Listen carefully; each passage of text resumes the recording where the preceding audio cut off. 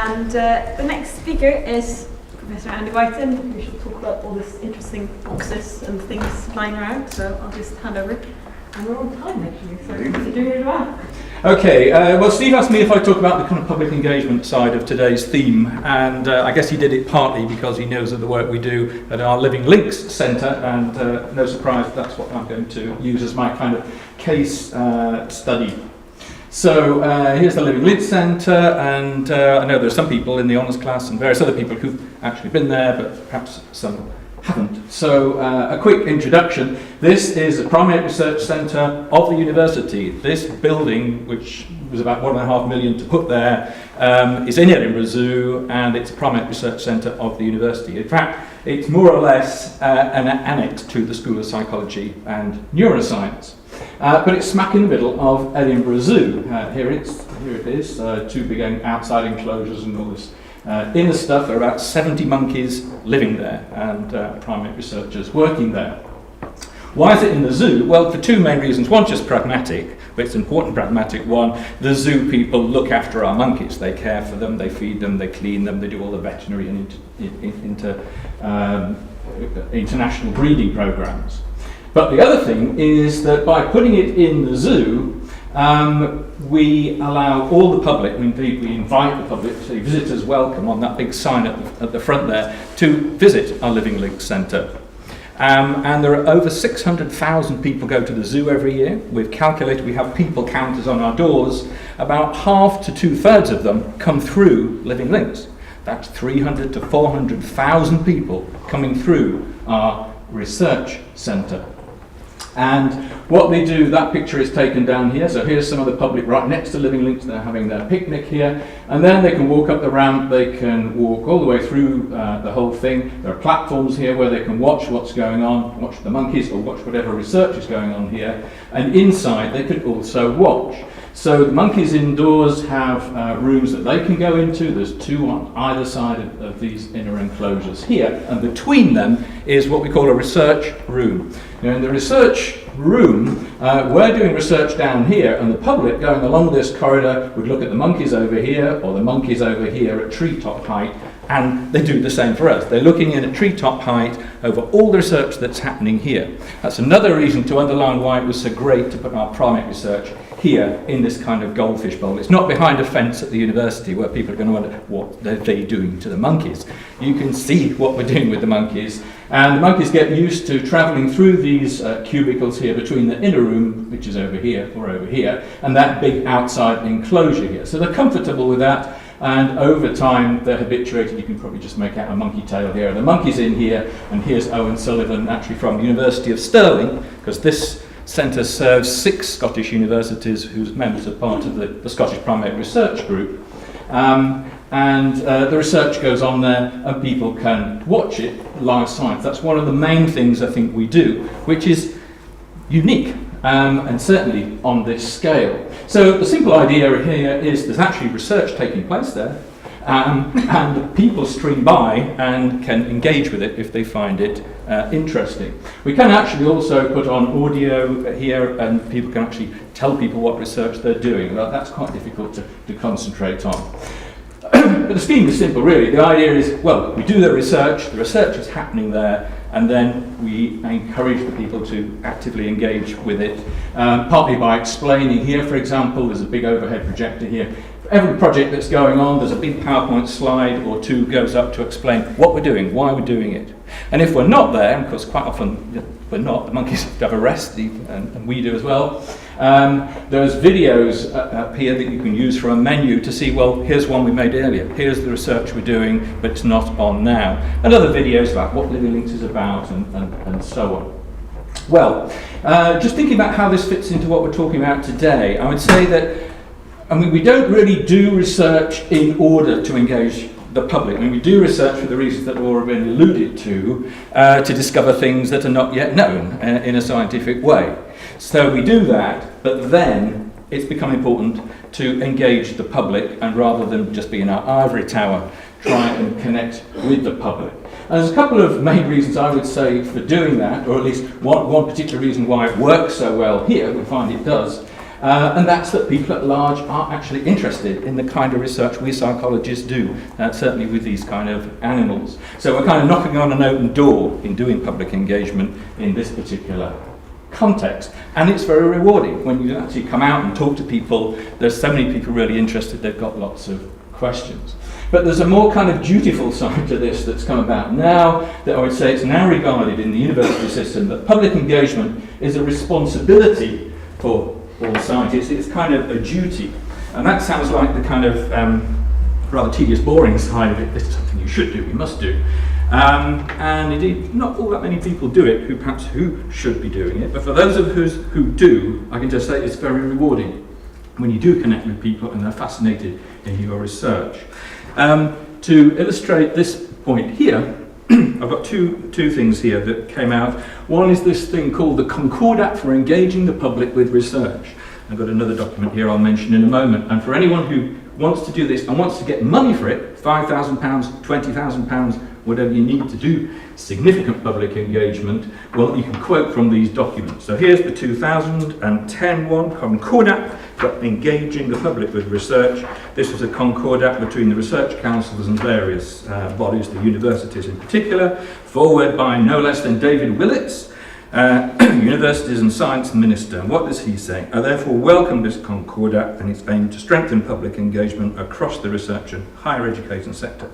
The Concord Act provides a mandate, responsibility, a mandate for research organisations, research managers and researchers to build on the wealth of existing good practice and foster public engagement so that its activity is better valued, recognised and supported. I.e. things like you should get promoted for this, you should get recognised for it in the universities. And then there's another message here from the Chair of Research Councils UK. I don't really have time to read all those out. But then that's been followed by significant investment from Research Councils UK. And here's a document about what they've done to create the beacons for science engagement. These were £1 million each. I think there were 7 of them across the UK. Our Scottish one is in Edinburgh. And their job is to really support this across the whole university sector and embed a kind of culture of public engagement.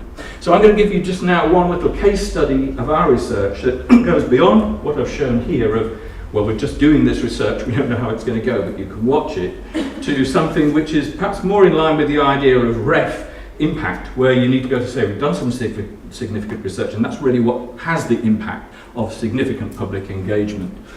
This brings in chimpanzees, and in the zoo there's the Badongo Trail with chimpanzees, and there's this wonderful kind of whole setup where we're collaborating in this joint enterprise with the owners of the zoo, the RZSS, because we've got we've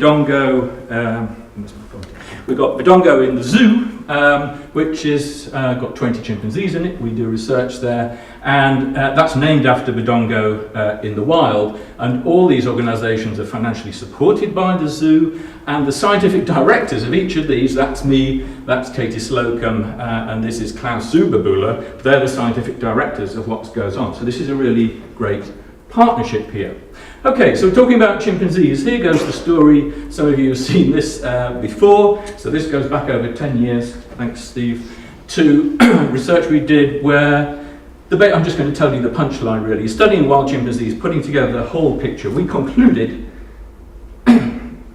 that all the variation, a lot of the variation in behaviour across Africa was due to social learning, that these behavioural variations you see illustrated here were traditions, hence the talk of chimpanzee cultures. But to really demonstrate it is socially learning, that they're really traditions, you'd really want to do a field experiment where you do a manipulation here to test the causation involved. And in fact, we've now taken, how long has it taken us? 14 years, we've now got a paper in Science, in Press, which has actually finally done this field experiment. So difficult to do. And in the years between, instead, we did a lot of experiments with captive chimpanzees, and here's one the honest student should know, where we've got 2 groups of chimpanzees, and what we do is just seed in one chimpanzee in each of the groups a different way of tackling a problem. Here it is, it's panpipes, so there's a grape stuck in here, chimpanzees in a cage here is going to get it out. Do that by lifting that up, or in the other group, you see the other way of doing it, it's a bit difficult. Push the blockage back,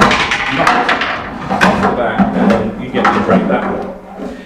What we did we seed that, allow the chimpanzees then to see what this one expert did, and we showed that, here are the results for the panpipes. One method spread right across the group, the other method spread mostly across the other group, a little bit of corruption.